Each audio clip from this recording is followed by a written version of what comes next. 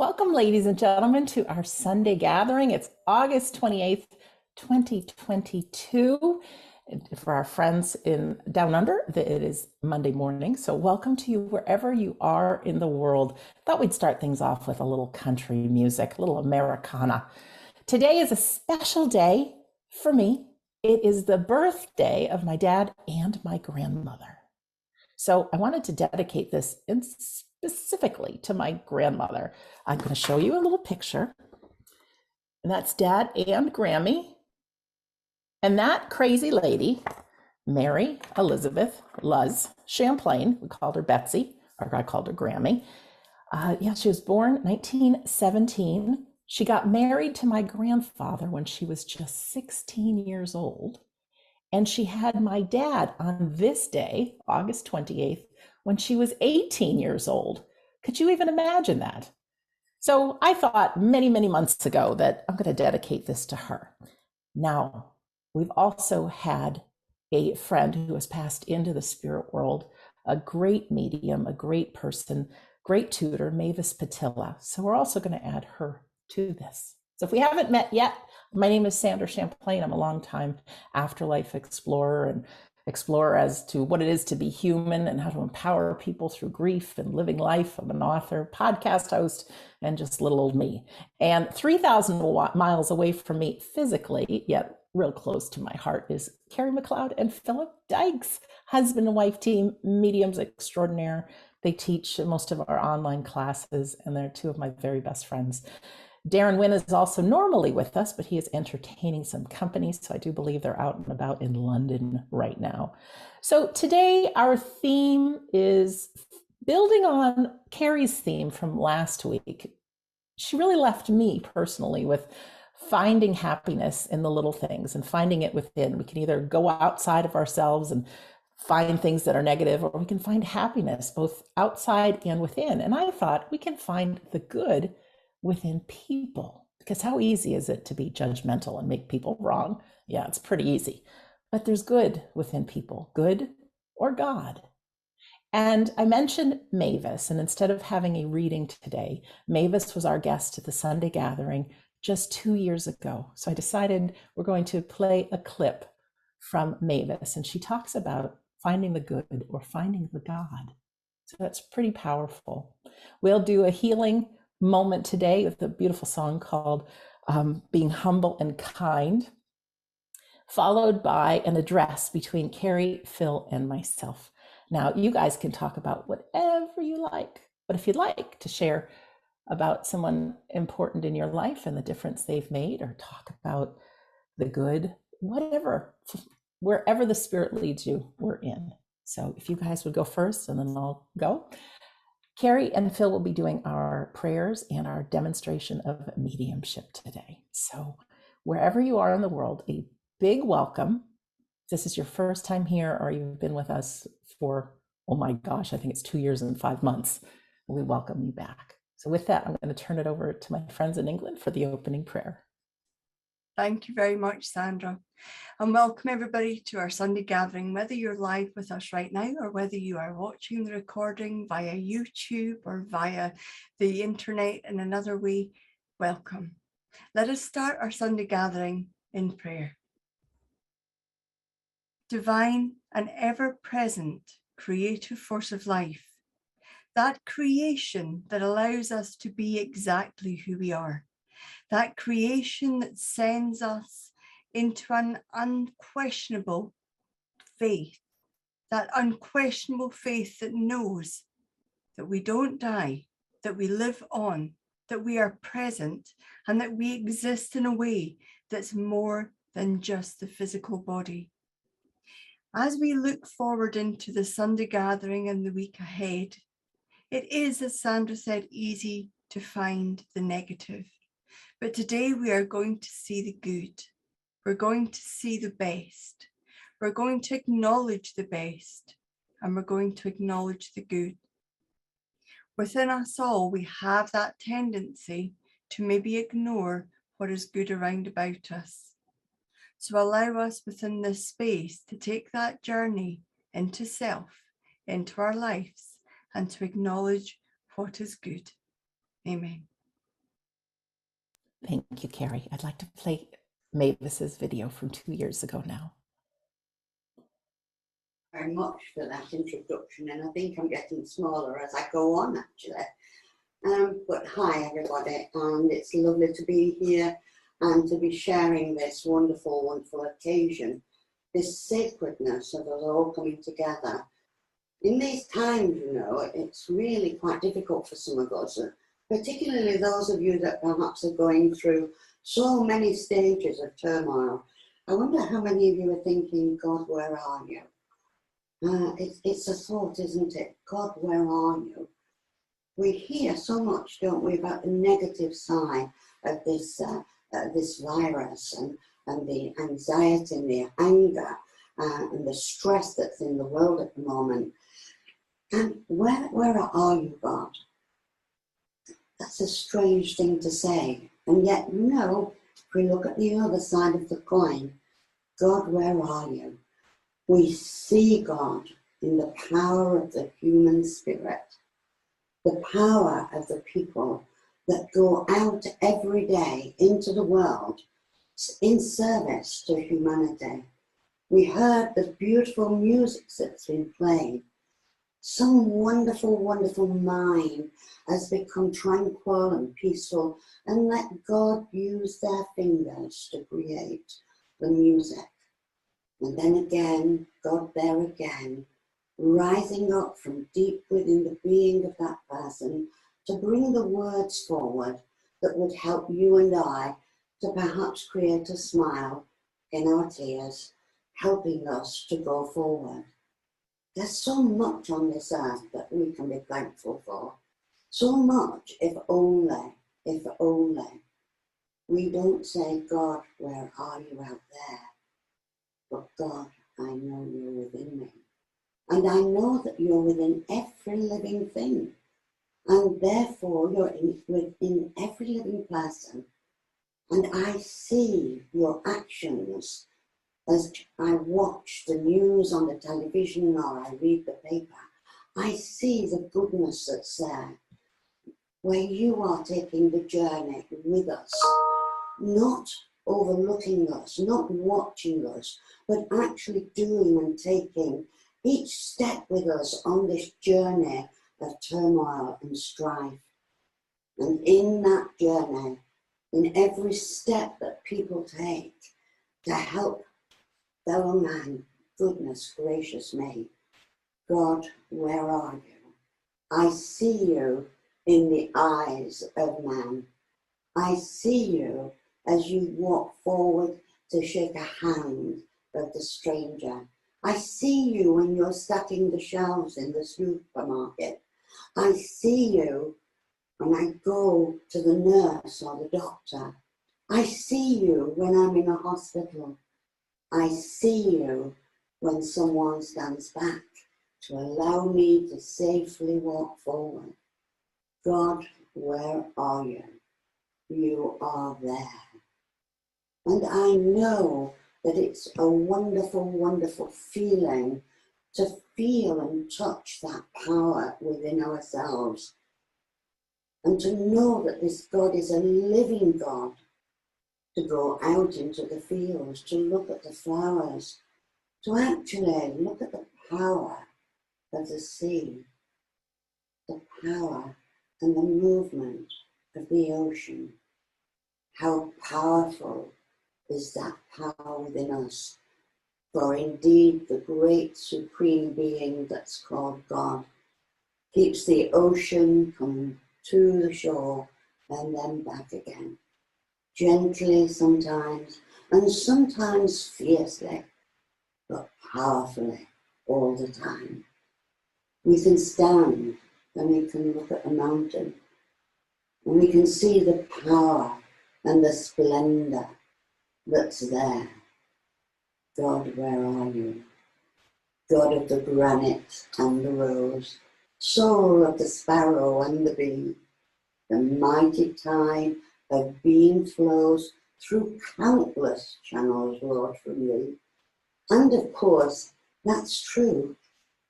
And we can include ourselves in that wonderful thought that we are part of this creative power. And that indeed, what a wonderful thought, that we can communicate with the world of the spirit. We can feel that peace, that joy, the upliftment, when the two worlds come together, blended in love. And what created that love was the power of the Great Spirit. For me, sometimes I've got to say, when my conscious mind is troubled, when my back perhaps is aching a little bit too much, or things aren't going quite right in my life, sometimes my conscious mind wants to take over and make me move away from that power that's within me. Removes me from that peace, that sacredness, that wonderful realization. Be still and know that God is with you. Such simple words they are, yet so truthful, and at times so hard for us to understand or to grasp, because the conscious mind reaches out for the negative, when indeed to keep that conscious mind still. I often think, that the conscious mind's a little bit like a child. It wants its own way, where when we're still and we become at one with the great power that gave birth and life to us and gave eternal life to us. Goodness gracious me, when we think about that and we allow that power to rise, maturity comes up. The conscious mind has to step back into the shadow, and we can look for the great power. We can feel the love that's within us, that flows out through our being. We can be at one with the God source. Perhaps when you find your mountain and you see the power, and you stand before the mountain, how great thou art is this power, how great it is. And in that moment of recognizing the stillness and the calmness of the mountain, we begin to recognize, I belong to that mountain. I'm a part of it. I can gain that peace. I can gain that serenity. I can be the power of the Great Spirit. And I know that if we can hold fast to those thoughts, only for a brief moment, I know that it's wonderful to sit in meditation, and I know it's wonderful to go into the calm, but sometimes it's so difficult when you're caught up in a conflict. But if you find yourself looking at a flower, perhaps looking at a snowdrop, so fragile, and yet look what it does, coming up through the hard earth to prove that the God force lives. We, you and I, are a part of that snowdrop. You and I have that power. I know that for many people, they seem to believe that the spirit world can answer all their problems and sort everything out for them. And it's wonderful that they're there as our companions, and that they still want a relationship with us, and they still want to journey with us. A wonderful, wonderful idea. But really, it's the God source. It's sitting and knowing you are blessed. Your life is a blessing, for your life is not your conscious mind's life, not this physical frame's life, but it is a soul life. This is a God life, because it's God-given. So in the hurly-burly and the argumentative state that you may go through, in your grieving, Just know that the love of the Great Spirit is breathing with you. When you laugh, know that the Great Spirit laughs with you. When you touch and hold and give service to another in the simplest of ways, then know that the Great Spirit is alive and is well and is living out this life, not as an observer, indeed not as an observer, but certainly the strongest part of the optimism and the positivity and serenity that we can gain. God, where are you? God, I am you, and you and I are one. And together, I will keep one foot, one step going forward, rendering the service no matter what that service may be. And I will honour those whose power of the human spirit shows that you live.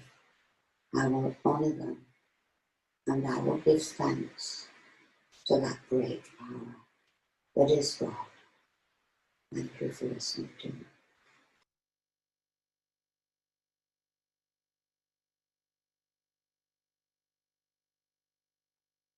Thank you very much, Mavis. Her words live on, she lives on, and no doubt she will be keeping very busy from the spirit world. So with that, we're going to go into our healing. And as I look for the song to play, if everyone here can just think of someone you love, could be someone by your side, could be someone in the unseen world, could be just remember a time of joy and love. Can you do that while I'm looking for the song? Mm-hmm. Okay. And as we go into our healing, we're going to just allow the spirit world, God, the universe, to use our love and send healing wherever in the world it is needed. And of course, when we give, we also receive. So if you have any special people in your life, you want to just think of their names or an area of the world, whatever that may be. Feel free to keep that feeling of love going while we're sitting. You can have your eyes open or eyes closed. It's a very powerful song by Tim McGraw that I think the words will speak to you. So here we go. Thank you, Sandra, for bringing such a beautiful Sunday gathering together with such a beautiful theme. It is an absolute delight to hear Mavis speak again, just short of 2 years on from when that actually took place. So it was a beautiful thing to hear her speak, and I'm sure everybody sends out that thought to Mavis, knowing that she is doing as much from the spirit side of life as what she did from this side of life. And that brought me to speak about what's important to me and what I see the good in and what I see the God in. My background has always been from a faith and a belief in the spirit world. And I have many, many times gone back to the teachings and the writings and the words of what I would call the pioneers. Now, pioneers are often people who step out of the norm to do something different that at first is questioned, that might not be fully understood, but it ends up becoming something that is powerful, that is magnificent, and that can often be groundbreaking. If we look at some of the pioneers of the past, Daniel Douglas Home, a physical medium born in Scotland. I like that because he was born in Scotland. The best people are. He stated in his book called Incidents of My Life that he was a natural son of somebody that he felt was a Scottish seer, his mum. He was then taken by his aunt to the States, and he had his first vision at 13, misunderstood, not understood by very many people. And yet he believed in what he was doing. He believed in what he saw, and he believed in what was happening. Now, his aunt had exorcisms. She had all sorts of people to the home to try and correct what was seen to be something that was not normal within him.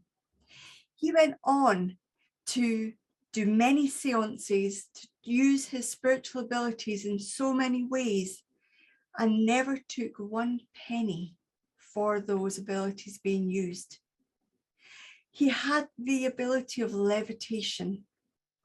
And in a newspaper in the States, it was written how they saw him levitate out a 3rd-story window outside and in through the window of a separate room.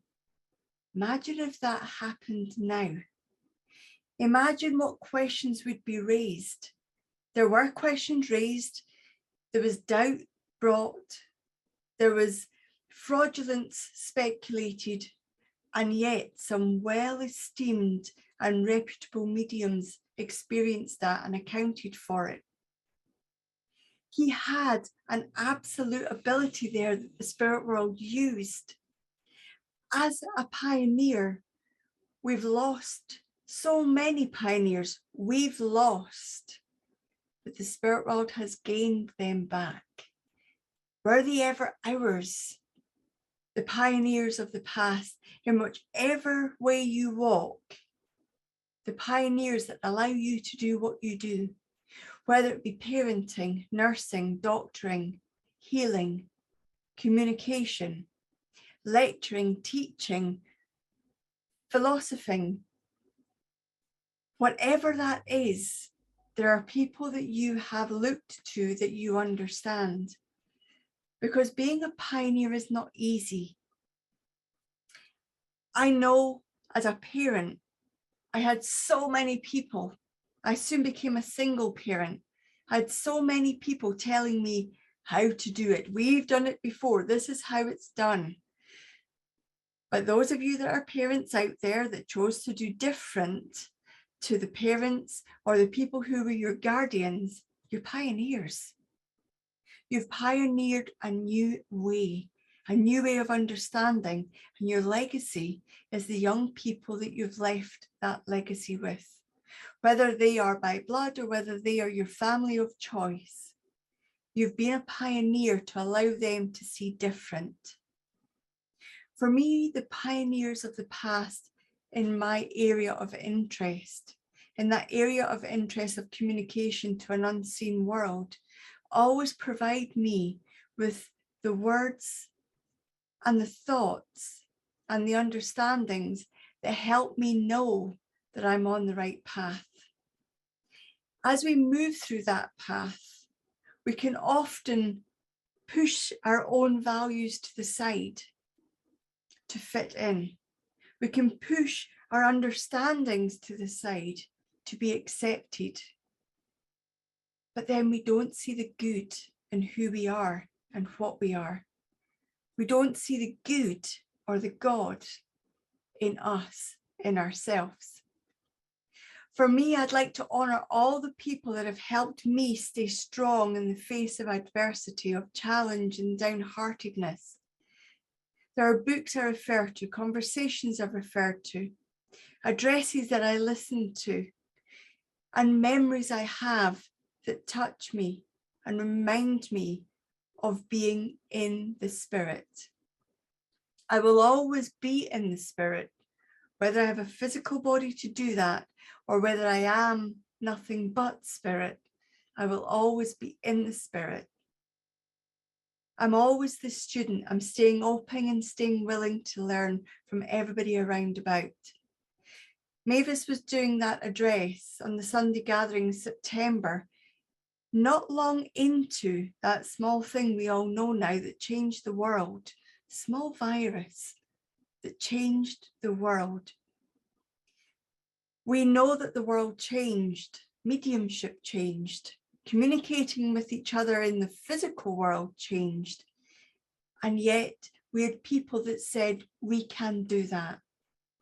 We had people that stood out and said, let's go, let's move, let's adapt, allow ourselves to be in that step by step by step that Sandra talked about earlier on and Mavis spoke about.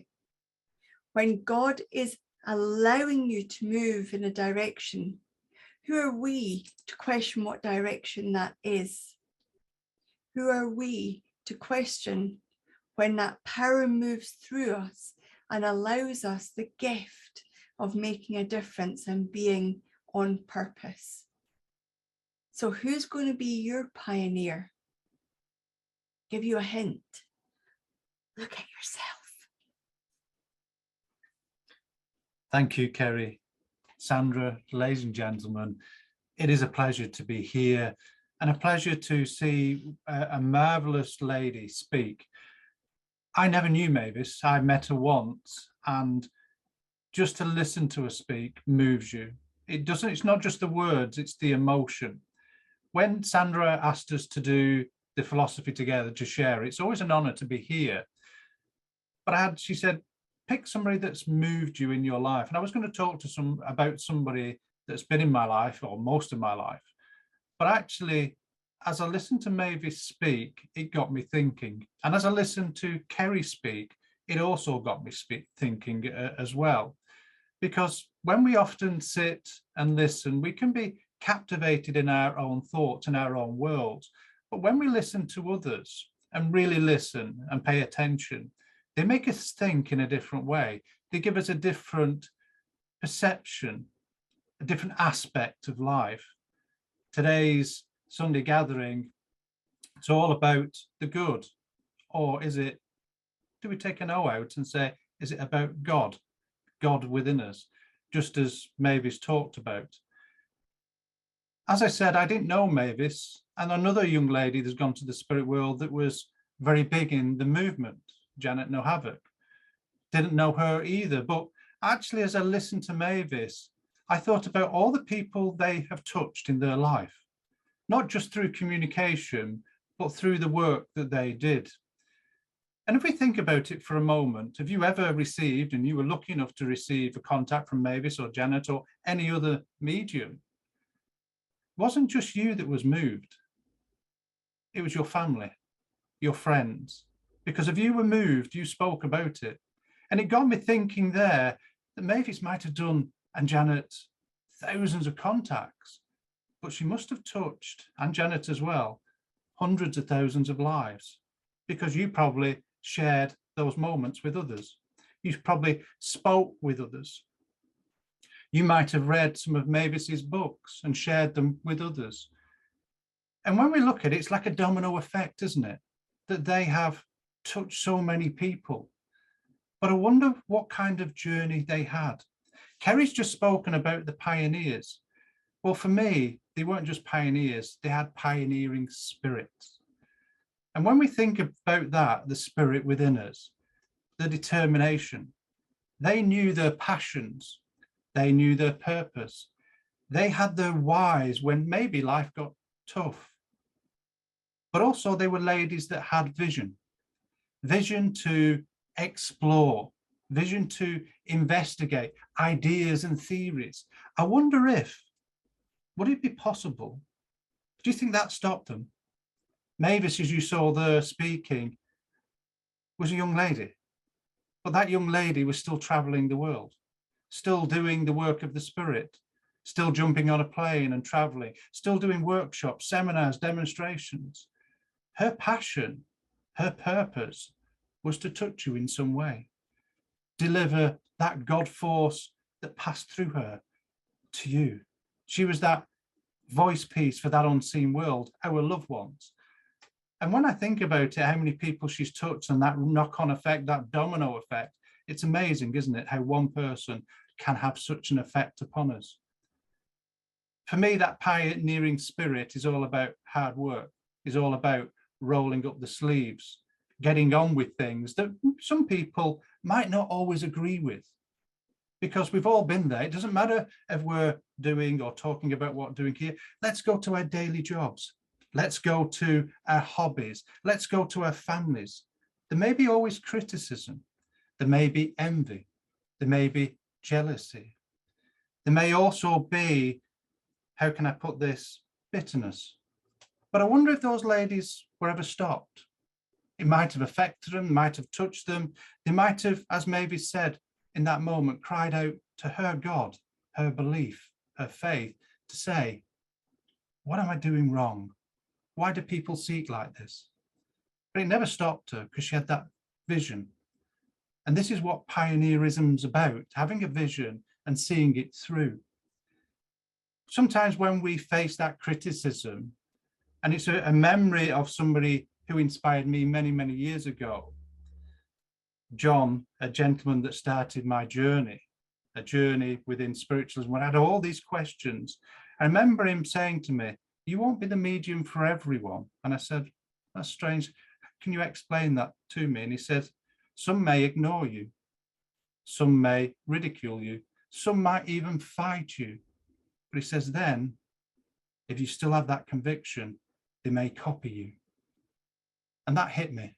And that reminded me what John told me when I heard Mavis speak. Maybe she's gone through that same journey where people didn't welcome her, didn't support her, but it didn't stop her working and doing. The good in her, the God in her kept going, inspiring people, having those new ideas, still investigating. She placed footsteps on land that had never been trodden before. That's a pioneer. And the same with Janet. Like I said, I never knew them, but it reminded me of a quote by Ronald Reagan.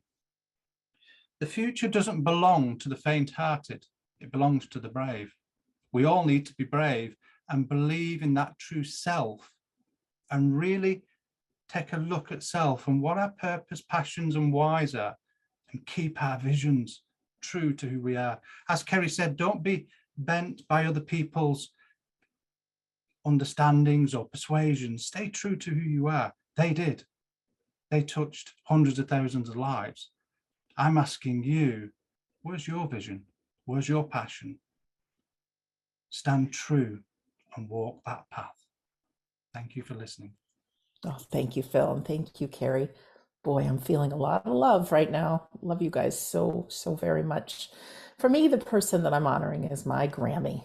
You know, a lot of people know my story about writing my book, and it came out of grief and after my dad died. And I refer to my dad a lot, and I do love my dad, and happy birthday, Dad, because it's also your birthday. But where did Dad come from? Well, he came from my Grammy and Grampy, and my grandparents married when they were quite young, as you heard. And my grandmother came, she was born in the United States, but her parents came from Portugal, from the Madeira Islands. She was the oldest of 14 children. And unfortunately, at a very young age, her brother passed. He drowned, unfortunately. And throughout her life, most of her siblings passed. Her husband passed when I was just 14 years old. He had leukemia. And I remember Grammy always saying that she wasn't afraid of death. More people that she knew and loved were over on that side than on this side. So she always says, Sandra, when God calls me forth, I can't come fifth. That was her tagline, can't come fifth. In fact, when she did pass, she had a stroke. And the last thing she said to the little nurse, she says, honey, God is calling me forth. I can't come fifth. What a great woman. The Humble and Kind song just really got to me because that's who my grandmother was. Now, I bet in her life, she went through a whole heck of a lot of challenges. She had 3 children. My grandfather worked 3 jobs. They didn't have very much money. It was really, really tough times. I know some of her stories that she would share, but I got to really experience her in whole as a beautiful woman that I loved as I was an adult. I had an opportunity to move wherever in the world I wanted to go, and I just had that need to be close to Grammy. So I bought a house with my Auntie Donna, and we've had that for 25 years now. Of course, I still have that house, but I'm spending most of my time here with my mom in Rhode Island. But the times I spent with Grammy were so precious. We'd go to the movies together, we'd travel together, we'd go on car rides together. And looking back on it now, I see who Grammy was for me is somebody that, boy, I sure would like to be for the world. I have these little calendar rip-off things that I'll have motivational quotes that I see every day. And today's says, the ultimate lesson all of us have to learn is unconditional love, which includes not only others, but ourselves as well. And that's from Elizabeth Kubler-Ross. My grandmother was unconditional love. She never said a bad word about anyone. And you know how they say, if you have nothing good to say, don't say anything at all? That was Grammy. She was very appreciative, very kind, never demanding. There were no judgments. She was always fun to be with. I remember my dad and my aunt would say, Sandra, you're doing so much for Grammy. You don't have to do that much. Let other people be there for her and take care of her needs. I'm like, take care of her needs? I love her. She's fun to be with. She's my best friend. That's why we spent time together. Who wouldn't like to be with a person like that? How many people do we have in our life that are energy vampires, they're called? Always complaining, always negative, always the center of attention, always a problem. Not Grammy. Small things and big things, she just appreciated them all. Always a kind word. I always remember that my mom and I took Grammy on a Club Med vacation, a singles Club Med. And Mom and I had gone to the bar to get us some drinks, Shirley Temple for Grammy. And when we got back to where Grammy was, there must have been 12 young men around her. I thought, what is she doing?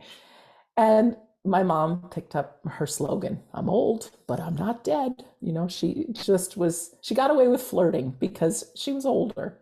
And she was just so much fun to be with. Every time we hit the dance club at Club Med, she says, ask him to play Love Shack. She loved dancing to Love Shack. Grammy for me is someone that I would love to be. That lack of judgment, that lack of ego. I never saw her judging. You know, it's interesting because I think part of being human and part of our purpose in life is to dial down that little voice of judgment, really, and dial up that unconditional love. And I don't know what it was like to be in Grammy's skin, but from the outside, that is exactly who she was. So that gives me faith that we can all get there if we choose to get there. It all starts with love. It starts with kindness. Add a dose of appreciation. Add some fun. If you're old enough and you can get away with flirting, add a little of that too. In fact, my grandmother, she liked all kinds of music, but she did like a little country. And there's no coincidence that there's some handsome men in those videos. I said, Grammy, that's for you. In fact, when we play the demonstration song, you'll see a picture of Grammy. And I've got one of her favorite songs. Anybody who knows the Gypsy Kings, it's Volare. Love that song. I got to take her to Boston and see them live. And she danced her heart out during that concert. The last thing I want to say about Grammy that we can all just take a little of is find the humor in everything. She had a favorite ball cap. She always had a ball cap that she wore. And in this picture, you can see she's got the Boston hat on for the Boston Red Sox. But her favorite hat was Bad Hair Day. She asked for that to be put in her coffin with her to help people at the funeral smile and to remember her as that. Grammy, I will never forget you. I've had more than one medium tell me that she is a greeter in heaven, which My gosh, she would be the best person. She would be the first face you meet when you cross over. All of 5 feet tall, filled with love, filled with hugs. And she'd tell everybody, I love you, honey. So my friends, whether we've met in person, or this is the first time you're at our Sunday gathering, or you've been here before, whether we cross paths in person or not, I know who you are. You know, you're a person just like me and just like Phil and Kerry, filled with hopes and dreams and worries and fears. But if we can just be gentle on ourselves, dial down that judgment, turn up that self-love. And I'm going to look you right in the eye and say, I love you, honey. Grammy's words. So, ladies and gentlemen, that concludes our address portion. We are going to now move into our demonstration of mediumship. And this is our beautiful part of our Sunday gathering, just to remind everyone that our loved ones are not gone. They might be physically not in your sight, but they are very much alive. The good news is when we migrate to the other side, we still get to be us, but we get to pick our favorite age, our favorite health. If we have glasses, we don't need to wear them. If we're in a wheelchair, we don't need that. I do think that little voice of negativity doesn't get to go on the ride with us. What's there is that pure love, non-judgment, unconditional love. So we get to experience that every Sunday. And I'm so grateful for Kerry and Phil to be so generous to give your time as mediums to do this. If it's your first time here, or you just want a little refresher course, this is how this goes. There may be close to 200 of us right now in our Zoom room, but there could be several thousand loved ones in the unseen world, all together, all around us. They have a way of bringing through contacts, people, and messages that can touch all of our hearts, like Phil said. Kerry and Phil will each have a turn at this, and a spirit person will knock on their door, so to speak. They'll use their mind, their memories, their feelings, images, words perhaps, and they'll paint a picture of themselves as to who they are. Kerry and Phil will give a description of what the spirit person has shown them. They'll do their best to communicate the information they have. We want you to be on the edge of your seat and listen in. And the initial bits of information that they give, if you can understand 100% of that information as somebody you know that no longer walks this earth, we want you to press your raise hand button. Could be a loved one, could be a friend, could be someone a little distant. But if you'd like to, this is the audience participation. Find on your device wherever that raise hand button is and go ahead and press it for yourself. See what happens. Very good. Always good to press it, even if you've been here 100 times. And now it should say lower hand. Go ahead and press that, and your hand will go down. Sometimes it takes a couple of minutes to find our recipient. Spirit world knows exactly who's with us. They do. So if you think they don't know you're here, oh, they do. So don't feel uncomfortable pressing your raise hand button if you can take all the information. If you're one of the people who gets this connection, I'm going to press a magic button on my side, which will allow you then to see a button that pops up that says unmute, and it'll be an opportunity to talk to Kerry or Phil. You're going to let them do the talking, though. We all want to know that our loved ones are coming through, that we're not volunteering the information. So what I ask is that you just say yes, no, or I don't know to the information that they give you. Okay, is that a deal? I know we get very excited and we want to share, but let them do the work. Our loved ones are all around. And whether your loved one comes through or not, they are right by your side, giving us little messages that they love us. So I'm going to play Grammy's favorite song now. You're going to see her face right at the beginning. I'm going to dedicate a little Gypsy Kings to Grammy. And when we come back, we'll have our demonstration of mediumship. So sit back, relax, think of your loved ones as if they're right by your side, because they are. And if you know the song, enjoy it. If not, enjoy it. You'll like it. I think you'll like it. Here's Grammy.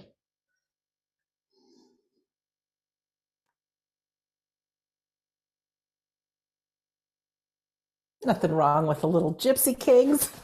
Hi, Kerry. Absolutely. And it's lovely to share your Grammy's favourite, I would say, film song here, because I know you've spoken all about your Grammy and what she liked and what she didn't like. So thank you for sharing that with us, Sandra. I know we all think we know a little bit about each other, but there's always something that we learn. So it is my pleasure to start off the mediumship aspect of today's gathering. And we know that there's people out there that know where their button to raise hand is, but get a little bit nervous.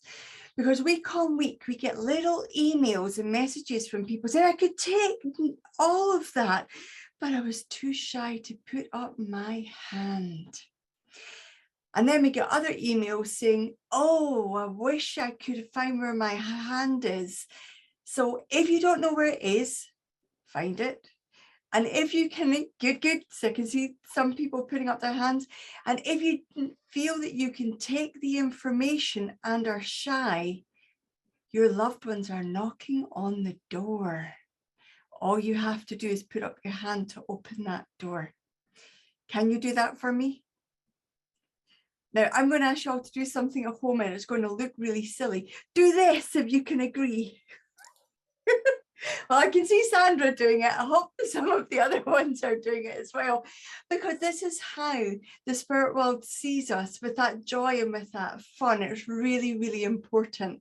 So don't let shyness get in the way of your loved one or your person that you know in the spirit world reaching out to you. And just as I say that, I do know that I feel I've got daughter here, and this young lady, and I don't feel she's a very young girl. Okay, I've got that the wrong way around. I know I have mum here and I'm reaching out to daughter, and I know there would be memories of taking a holiday where music like that song that was Grammy's favourite, where there would be that Spanish influence in the music. But I know that there was memories of taking a cruise or being on a boat in the Mediterranean. It's not to say you're from Europe, but I do know there are memories of being on this boat with your mum. And I know that I actually feel I'm going to the States because I feel like I'm saying mom and not mum. And mums in the UK and down under, but there must be very strong memories of dancing and hearing the Spanish music. Wonderful. All right, this is the time to press your raise hand button if you can understand this. If you're shy, go press it, remember. All right, we have Donna and Lori with their hands raised, Kerry. Okay. And one of them would remember actually dancing with mum with that Spanish. I'm not saying you both could dance it or do the salsa, but I do feel you could do this Spanish influence dancing, not professionally, but you would have just had memories of doing this with your mum. Thank you. The hands are both raised with Donna and Lori. And you would have both had a holiday in the Mediterranean or on a boat. You would have that memory of being on the cruise with your mom in the Mediterranean with Spanish music there. Both hands still raised. Oh, I say no. We're going to go to Donna and Lori. You just keep listening in if you would. Donna, could you press your unmute button, please? Yes, Lori, keep listening because I'm hoping that's my mom, but it may be yours. So. Okay, so Donna, you would have memories of being on the boat with your mom. Absolutely. And this Spanish, there would be a very strong memory of the Spanish music. Yes. And you would,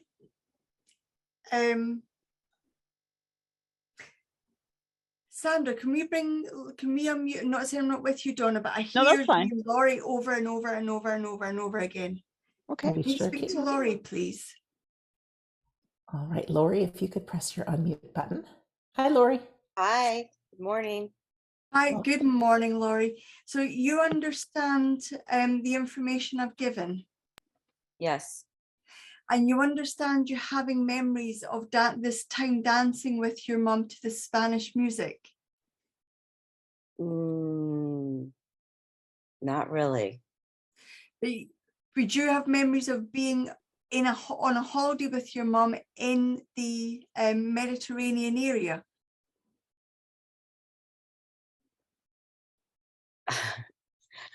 Yes and no, not in the Mediterranean area. Right, okay. But I know that I hear Laurie, because I know my mum goes by a It was similar name. Mexico.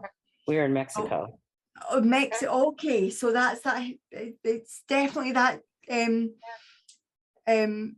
persuasion of music. And I Yes. know I hear your mum shouting your name over and over, and I cannot ignore that.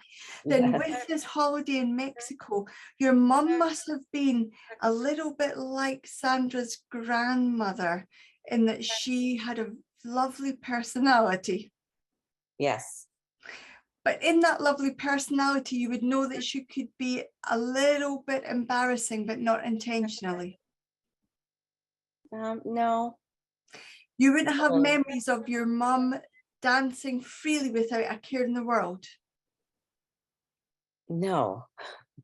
Really? She's more shy.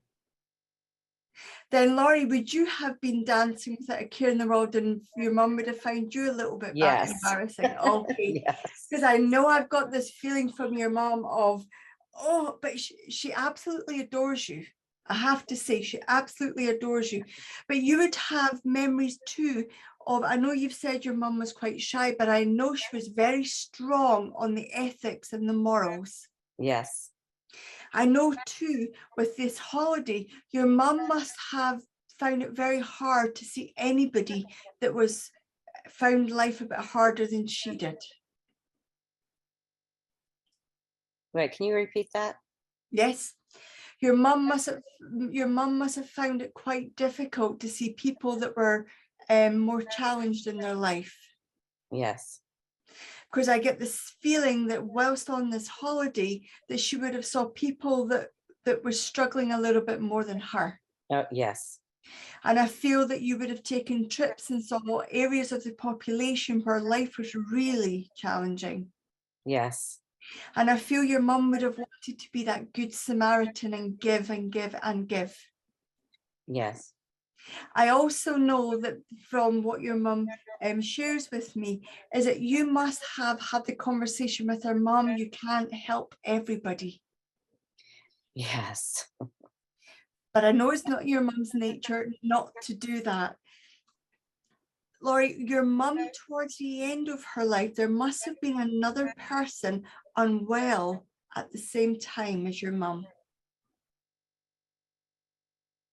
That was sick at the same time she was? Yes. Yes. Because I know your mum gives me the strong sense of take care of them. Don't take care of me. I'm fine. Yes. And I know that your mum is very strong on I can look after myself. I might not shout from the rooftops about it, but I can look after myself. I know that you must have tried to look after her a little bit more at the end, Laurie, as well. Yes. I also know your mum would have been a strong-minded lady and would have accepted the help, but would have said, you don't need to. Don't be going out of your way. Yes. And I know there must have been a journey you did just before your mum passed, Laurie. You must have gone out your way to go towards your mum. Yes. Because I know there must have been a reason that your mum couldn't actually speak to you towards the end. Yes. Because I know what she wants to say is, don't bother, don't go out your way coming to me. But it's just in her nature. Laurie, I know your mum is wholeheartedly here, bringing memories of that Mexican holiday, memories of you dancing together, and memories of her being that steadfast woman who stood on her own 2 feet. And I know the reason she comes with this is to remind you that you don't always have to be like her. You do not always have to stand on your own 2 feet. you can ask for help and you can accept help. Okay. I know your mom is very much with you, but you would know the reason right now why your mom is sharing that people need to be supporting one another. Okay. Do you understand that, Laurie? Yes.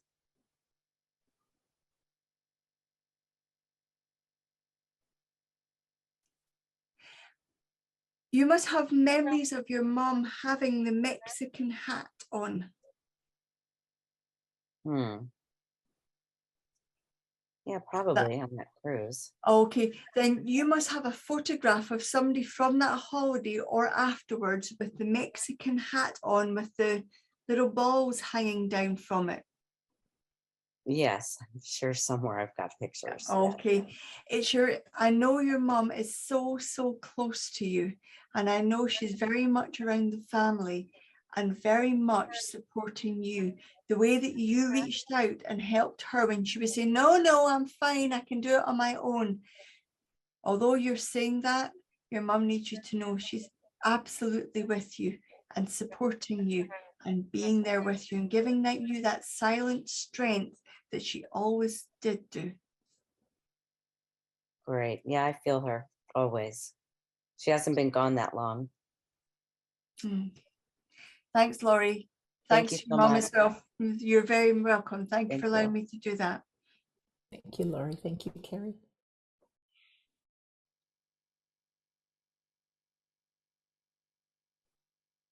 Okay, I do believe I have Dad here. And I do believe I might need somebody to help me, because I do know I see is it Havana cigar? Okay, because I know I've got this, it's all going in the same theme here, isn't it? I know I've got a Havana cigar. So somebody here would know where Dad kept a Havana cigar in its wrapper. It must have either been one that was very expensive or one that is it an expensive one, Sandra?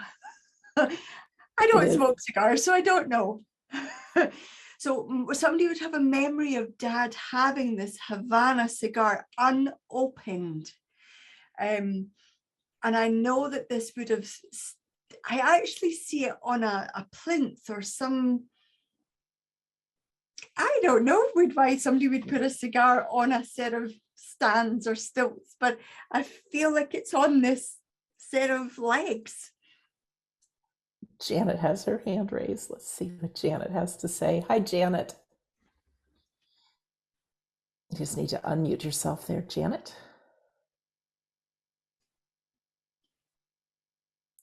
Janet S. There you go. Hi. Oh, so nice to see you again, Sandra, and everybody. You too. Really good. Janet, welcome. So my father was a cigar smoker, and we also had a candy store where we sold a lot of cigars. Okay, then would you have a memory of your dad having this Havana cigar? Yes, somebody gave it to him, but yes, I remember. And I know it stands proud as punch on the set of stilts or this kind of cradle. And I know your dad must have been a man who I don't feel like he was the overly talkative type, Janet, amongst a large group of people. Right. But I do know your dad could have held his own in a conversation with men. With who? Men, gentlemen. I don't know. I'm not sure. Okay. Then with your dad, Janet, would you understand that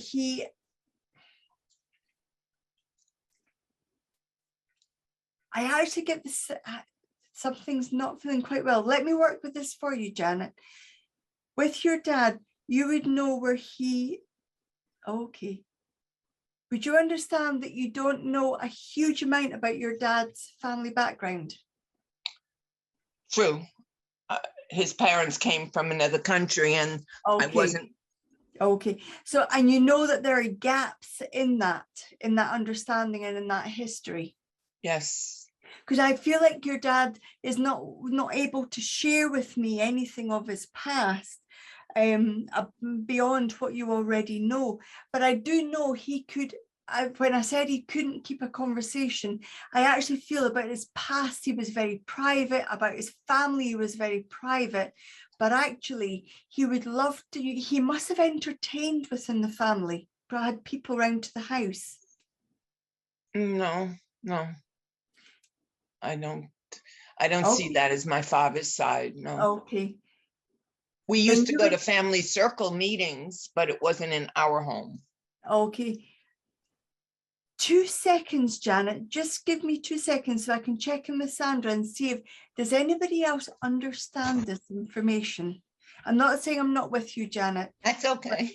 I'm going to leave time for people who have not had their hand up before and are maybe a little bit shy to put their hand up. All right, we have Eileen with her hand raised. Eileen, hello. Hello. Welcome. Wow. Hi, Eileen. I know you, but I don't believe I've ever given you a contact. Would you understand what I've said about your dad? Yes. You would understand about this Havana cigar being on this set of this set of legs or Yes, on his desk in his office. Yes. And you would know where he was very quiet about. You mustn't have very much information about your dad's history as well. Yes. Because I feel like that part still fits here. But I also know your dad was quite quiet when it came to being around large groups of people. Yes and no. Okay. It But depends. I feel around gentlemen, he was a bit more relaxed. Yes. Because I feel like he could let his hair down, so to speak. Yes. Thank you, Janet, for putting your hand up. I'm going to work with Eileen, but Oh, thank you so much. But before I go, I wanted to compliment you. Oh, thank you. I love your telephone. Oh, yes. I can't take credit for that, Janet. Thank you. That's all Phil's work. There is, with your dad, Eileen, I feel like there would have been people that came to your home. Yes. And with you, people coming to your home, you would have memories of you thinking your dad didn't see you, peeking into those gatherings and those people coming to the home, but you would have saw them. Yes. I also get the impression that your dad would have always spent time with you, even when he had people at the home. He would try, yes. Because I feel like he would take time out to come and check on you, take time out to make sure bedtimes were observed and to make sure that everything was okay. Yes, he would check on us. You also know, Eileen, where your dad had a very business orientated mind. Yes, absolutely. Because I know in this business orientated mind, there's a real need within him to be the best of the best of the best. Yes. And within that need, he would have, on the odd occasion, with a sense of humor, put his work first. Yes. Because as I've got those family gatherings here, I actually get the sense, now that I got to know your dad a little bit better, he would come to check that you were not in the way of the gathering, not that you were okay. Yes. I know that this is your dad's way because it's taken me a little bit of time to be able to understand your dad properly and reach you. I know this is your dad's way of sharing that sense of, if he could have done it differently now, he would have. I understand that. Because it's all about memories. It's all about, Sandra talked about her Grammy. She talked about those memories of going to the cinema. There are not enough memories with you that he has, and he wishes he has more. But I know from his side of life, he's making memories with you now. I understand that, yes. Because I know that from his side of life, he is with you so much more than he ever was before. But there's a great sense of him wanting to share that don't leave the best things to last.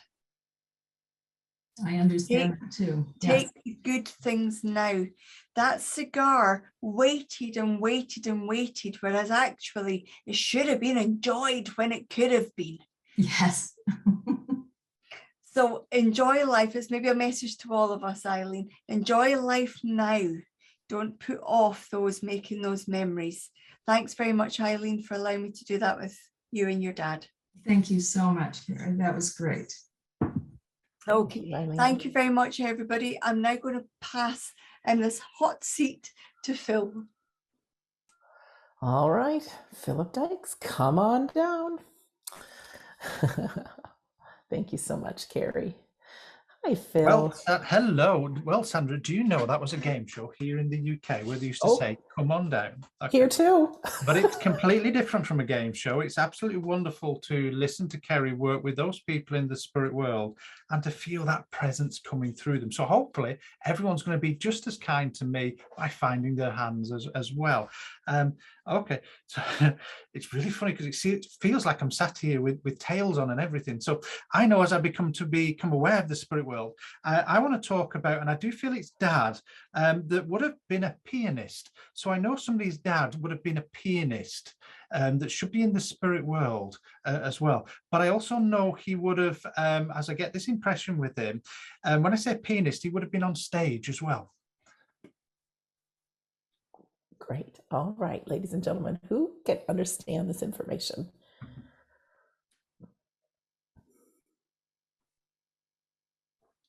All right, Sophia's got her hand up.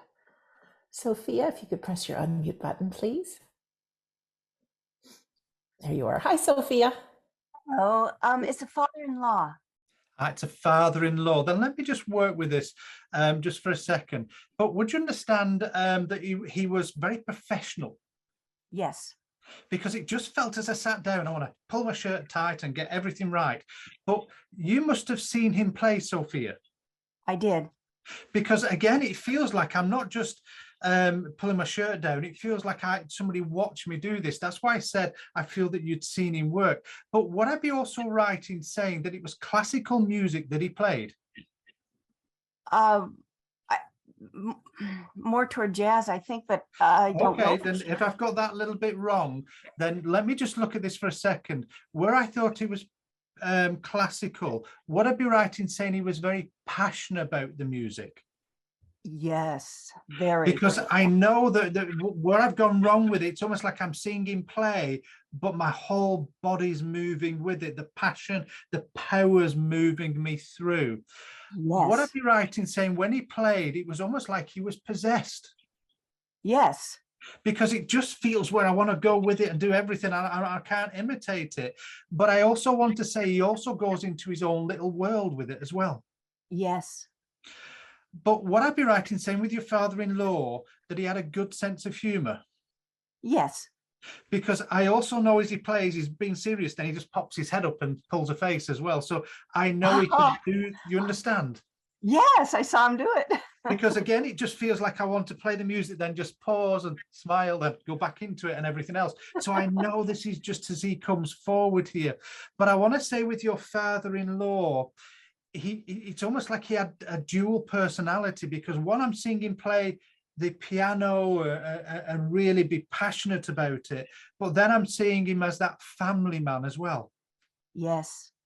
And I want to say family values were really important to him.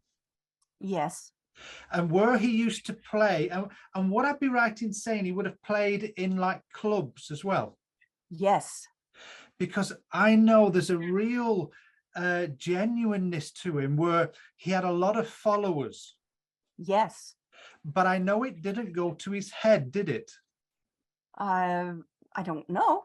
I know it didn't, because I know I went in, I played, and I left. Understand? That I understand, yes.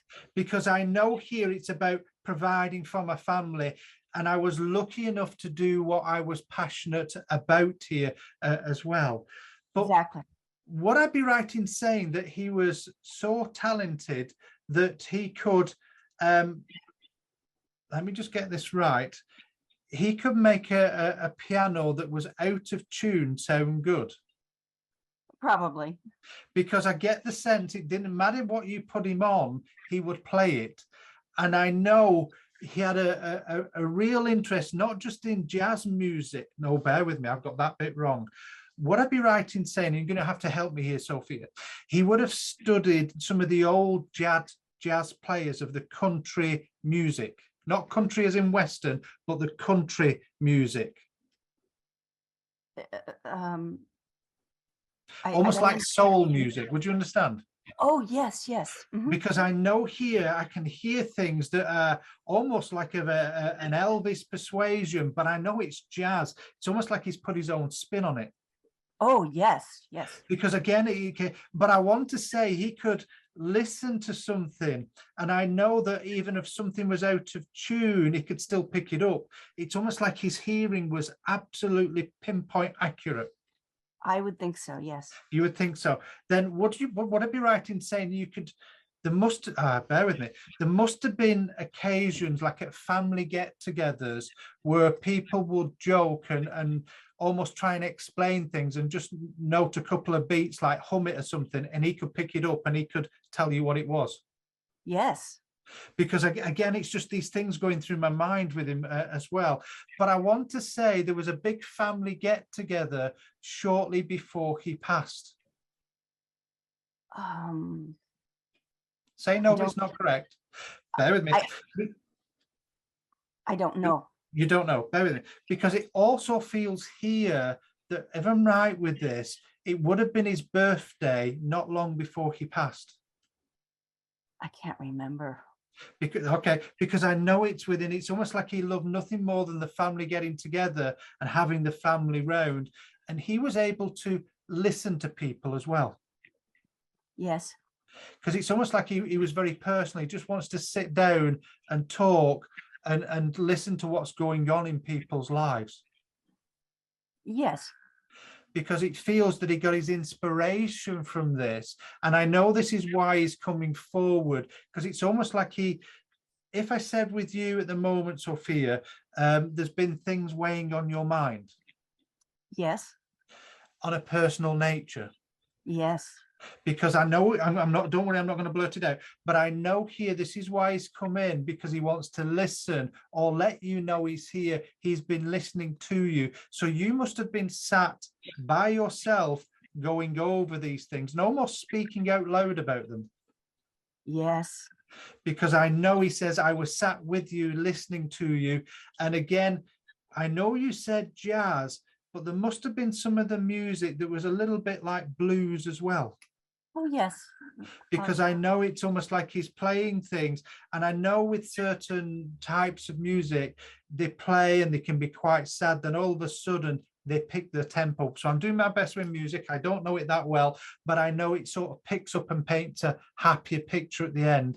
And I know this is what he's trying to let you know through this, that he knows what's going on. And he's going to start to inspire you and paint that picture in front of you for that better life.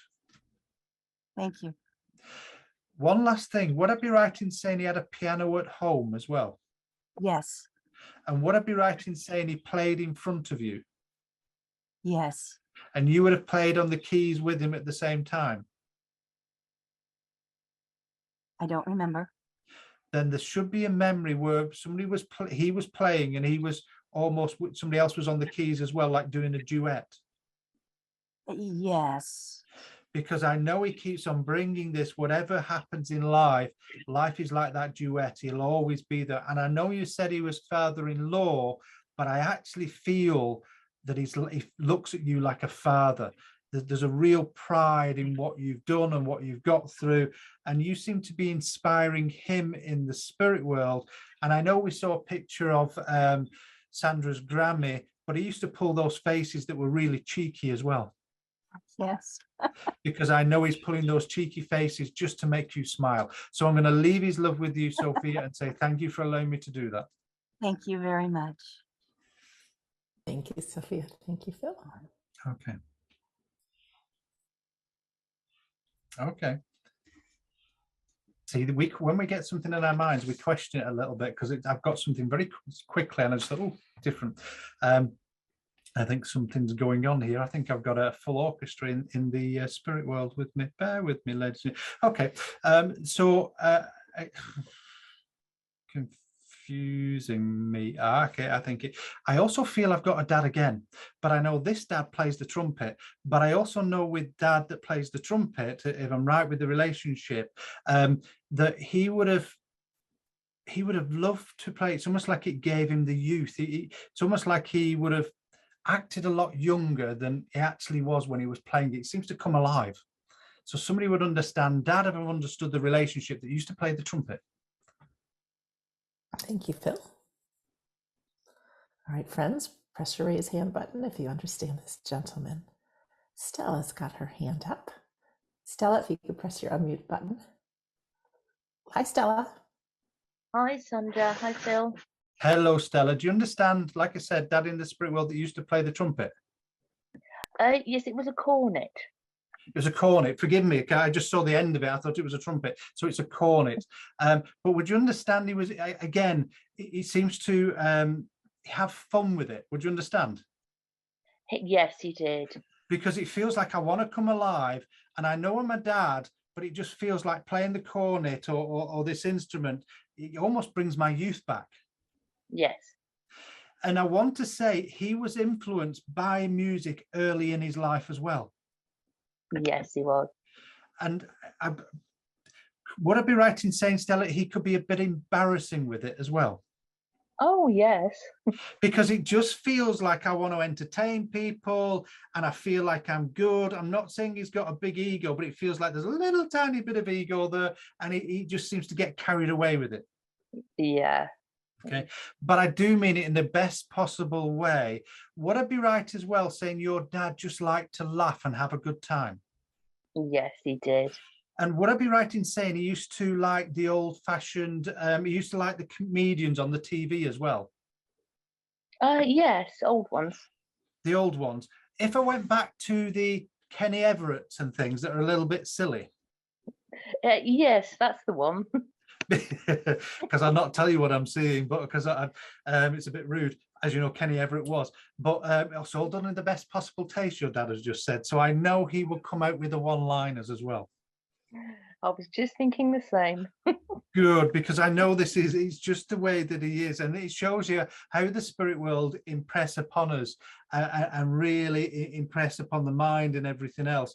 I also want to say with your dad, though, he wants to be remembered with the good times and not how it was at the end, and you would understand that. Yes. Because I know with your dad, he was very proud. He wanted to keep his dignity. Yes. And I also know you helped him keep that pride and also keep his dignity as well. Yes, I hope so. Would I be right in saying you were sat with your dad shortly before he passed? Yes, I was. And I know that you talked to him, you were having a conversation, and where he opened up to you as well, Stella? Yes. Because I know he told you how proud he was. He did, yeah. And I also want to tell you right now how proud he is as well. And I also know that instrument has been kept in the family. Yes. And would I be right in saying that that cornet you blew since he's passed? No, I haven't. But somebody has. Possibly, that I don't know about. Because he's saying, I know about it, but I know they're not as good as me. So he's still got that sense of humor. He's still got that fun about him. But there's something I want to go back to here. Would I be right, Stella, that your dad tried to learn you how to play or tried to give you a lesson? Not myself, my son. Okay. Thank you for telling me that, because if you said no, I was going to go to some kind of young boy. You said it's your son. So I know that that's fine. Do you know what I want to do with that cornet that's left? It's almost like I want to give it to your son. Okay. Because it just feels here, I just want to, it's almost like he looks at him as his own son. There was a good relationship between the two of them. Almost he was very proud of him. Yes, that's right. And it's almost in some ways, I'm not saying I'm going to replace his father with your dad, but I feel in some ways he was like a father to him. Yes, that's very true. Because I know he's just coming in with that impression about it and wants to father him right now. So remember, I've mentioned this because I know I want to father him right now. But with your dad, would you understand, like, he used to like his jokes as well? Yeah, oh, yes. Because it feels like he just wants to sit with me and tell me jokes. And I've had to say, you're talking to your daughter. So I know he would get caught up in it. He'd get a bit silly with it as well. Yes, could do. And there must be memories at Christmas with the party hats on and where he's a little bit worse for wear. I didn't drink. I'm not saying he drunk all the time, but there must have been times where at Christmas parties, there must be a memory at least once, because I know what I'm seeing. I might be daft, but he's never drunk. Okay, then it might be just, I'll take that back and apologize, but I know it's that sense of acting daft and everything else. And it's almost like I want to say he had the, I'm going to use his words, what I've just heard, he had the energy of a young un, he's just said. Yes. Because it feels like everyone's calming down, everyone's settling down, but your dad's still going. It's a little bit like the Energizer Bunny. Yeah, that's him. And he actually showed me banging, banging, banging. So I know that's just his mindset. But with your dad as well, would I be right in saying that a lot of people respected him, not just in the family, but in the local area? Yes. Because it feels like I'm quite well known. Yes. Yeah. But I also feel, that's fine. He's also talking about a John here as well. So he must have known a John. Yes. Because I know John, I'm just trying to make sure I get this the right way around. Would I be right in saying he was a big influence on John? I'm not sure. Not sure. But I know that there's a closeness there. Yes. Because again, let me just look at this. And would I be right in saying he passed before Christmas came? No. Then he must have passed before somebody's birthday. Yes. Yes. Because he must have bought the present and somebody got the present after he passed. Oh, no, but I found something. Ah, good, because I know I wasn't going to let go of it. If it wasn't Christmas, it had to be a bit. I know there's just something to that. That's fine. And I know it was a present as well. It's just how he brought it to me. I know there was something to that as well. Thank you. And would it be right in saying your dad used to like Elvis Costello? I don't think so. Forgive me. Would I be right in saying Elvis Costello was a solo artist? I don't know. Or part of his career was? Because I know, I've got it. I'm taking that little bit back. I've got that bit wrong. Your dad would have spent quite a bit of time by himself playing that cornet. Oh, yes, a lot. Because I know it's the dedication, but I also know it's those blues. It's everything that it's almost like his mood and his emotions. So he must have like almost made his own songs or composed his own music. Yes, he was good at that. That's fine. I've got it. I understand it now. Sometimes they take us around the houses. We have to understand exactly what's going on with the pictures and whatever they give us as well. But I also know your dad, he's funny, did it his own way as well. Yes, he did. Because all I'm hearing is Frank Sinatra and how I did it my way. Thank you. You must have been brought up, Stella, listening to music as well. Yes, I was.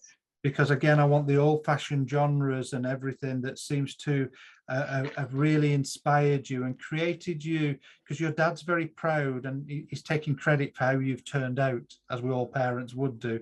But I feel he's been a little bit quirky with this, and it's that music that seems to have affected your being as well. Yes, yeah. Good. I'm going to leave his pride with you. I'm not leaving your father. Your dad has just said, I am staying with you, Stella. So I'm going to leave his love leave you with that knowledge. He's around you. I want you to talk to him because there seems to be a real physical interaction with him. So I know he's around you. So watch for those smells and things you hear, and just those laughs and voices that he used to do, because I just feel you've asked him to make himself known to you. Yes, thank you. I'm going to leave that with you and say thank you very, very much, Stella, for allowing me to do that. Thank you very much. It's been an absolute pleasure. Well, Miss Sandra, you've picked a wonderful theme. You've had a wonderful lady that's inspired so many hundreds of thousands of people. Unbeknown to you, those words have inspired me and Kerry tonight. Your Grammy, the music, everything. It's been a sheer pleasure to work on the gathering. We don't take what we do lightly. Every contact affects us in a different way, and we learn from it, ladies and gentlemen. It's a true pleasure to meet your loved ones, be the voice for them, to bring back those memories that will unlock other memories within your life. I hope all of you take some grace and compassion from Mavis's words. It is a true pleasure to have seen that lady speak, to have friends that knew her, and to have, and I'm going to embarrass you a little bit, Sandra, we're talking about pioneers and visions and things. For me, and I said this over 12 months ago, and I think you remember, for me, you're one of the pioneers of visionary that's taken mediumship and made it accessible for a lot of people, that changes their life, that may be going through grief. You give them a home, you give them inspiration, you give them courage, and you're one true leader. And I mean that from the bottom of my heart. And I know the spirit world agree with me. So thank you so, so much, Sandra. Oh, thank you so much, Phil. And to Phil and Kerry and Darren and Scott that are not with us, and to all of you, I couldn't do this alone. You are the wind beneath my wings. Without having tools and paintbrushes and a canvas, I couldn't work. Without having Scott and Darren and Kerry and Phil and you guys to appreciate it and take part of it, I wouldn't be a leader. So thank you very much, Phil, for that. But it definitely is a team. Just some good things coming up. First of all, don't miss the end today, because we've got Nat King Cole and Natalie Cole singing Unforgettable. Absolutely. And I want to give you a little tip on bringing out the good in other people. But before that, I just want to tell you a few things that are going on coming up soon. Our new classes have just been announced for September. Now, that little voice in your mind, that judgmental voice that is fearful and all the rest, says you can't do it, doesn't put them somewhere else while you're listening to me right now. We've got a wonderful new course coming up on Tuesdays in September called Unlocking Your Soul. Because yes, my friend, you are a divine soul having a human experience, and you get to tap into that divinity through your soul powers. Continuing on Wednesdays with Kerry and Phil, we have psychic development class. So anybody who's interested in mediumship, well, our psychic nature is the first step. And then on Thursdays, we do mediumship development with Kerry and Phil coming up on September. Mondays, Scott Milligan does a class called Trance in the Altered States. It's a long time with your eyes closed in the class, but different kinds of blending with the spirit world, whether or not you want to be a medium or you just want to feel the love from the unseen world, that's available. Next Saturday, coming up September 3rd, Kerry and Phil are doing a 5-hour course called Deepening the Evidence. So if you're interested and you get these feelings and things through your psychic sense and your medium sense, but to really deepen that, and you see Kerry and Phil in action, going back in, where did they get it wrong? Getting more of the evidence. That's what that class is all about. Everything we offer is recorded, so if you can't join us live, you can get the replay. Coming up this week, tomorrow, Scott Milligan is doing a complimentary course for anyone who's interested. Almost knocked over my glass. We'll be together for 2 hours, starting at the same time we started today. Tuesday, he does 2 sitting in the power hours. You get your eyes closed for that. Kerry and Phil do not have their weekly classes today, this coming week. They'll start up again the following week. So you have a week off if you're in our Tuesday, Wednesday, or Thursday classes. On Friday, we are back together with Scott for In the Arms of Eternity, where we sit for healing, followed by a demonstration of trance mediumship. all kinds of special things that can all be found at wedon'tdie.com. Click on the store page. I've also made registration links for the next 4 weeks of Sunday gatherings. So go to the Sunday gathering page at wedon'tdie.com to find that. Also, I've got 2 podcasts with now well over 450 episodes. Again, don't listen to that little mind that doesn't want to get involved. Read books, listen to podcasts, be part of courses, get in touch with that divine nature, and you'll know that we don't die and that our loved ones are around. We want to give you tools through grief and back into life, but really letting you know how powerful a soul you are. So speaking about our theme today, finding the good, your homework, should you choose to accept it, is to find good. The people that you talk to and the people in your life, remember why you love them. It's so easy to find the negative, but if you talk to the good and remind them of the good, if you go outside in nature, I mean, there's evidence of miracles and good and God everywhere. So appreciate it, pay attention to that. And here's my little tip. When you talk to people, even if they're really in a crabby mood, get them in a conversation about their favorite memories. You know, what is it like when you had your first child was born? Or what was it like? Where's your favorite vacation spot? Get them talking. And all of a sudden, they'll start lightening up and they'll start talking about their favorite things. And you'll talk about your favorite things. And then you feel good. Feeling good, being appreciative is what it's all about. Last thing I'm going to leave you with is don't be so hard on yourself. All these things about unconditional love also include you and me. Sometimes the hardest person to love is the person who's in the mirror. You know, our minds can say some awfully negative things to us. Don't listen, because that's not who we are. We really are great people. So with that, I'm going to turn it over to Phil for our closing prayer. Thank you, Sandra, for those inspiring words. I'm sure everyone will take something from it and have that positive week. So, ladies and gentlemen, it's that time that we close this Sunday gathering down in what we call prayer. I'm going to ask you to close your eyes, think of your loved ones, and join me in this moment where we can express our love, our gratitude for the life that we have, the life that we lead, how we've been inspired by those loved ones that have gone before us, and how they've created us in the mold of their teachings. Great infinite Spirit, we sat within your power, that power that has that capability of changing our lives by finding that truth within us, allowing that expression to come forward, to live the life as we should be, to release that potential, but also to release that love and kindness, to be humble within this life, to help others, knowing that we're all related as we're all children of yours, Father. It is within this power we ask to be looked after, but also to inspire those people all around us that can make a difference within this life. As we hold that thought within our hearts, remembering our loved ones that made us who we are, we rejoice in love that we know life is eternal. Life is there for the taking, to be the best that we can be. And it's with that thought, Father, we leave you in our grace. Amen. Thank you so much, Phil. And thank you to Kerry as well. I love you guys so very much. And to you, our family, wherever in the world you are our family. And to our loved ones, we may not be able to see you, but we trust, we know you're around. And thank you for being here. So just a shout out to our friends who have donated to our Sunday gathering to make it possible. You are our VIPs. Although you don't have to give, we do appreciate it, and it makes it available for everybody. A shout out to Dad and Grammy. Happy birthday, you guys.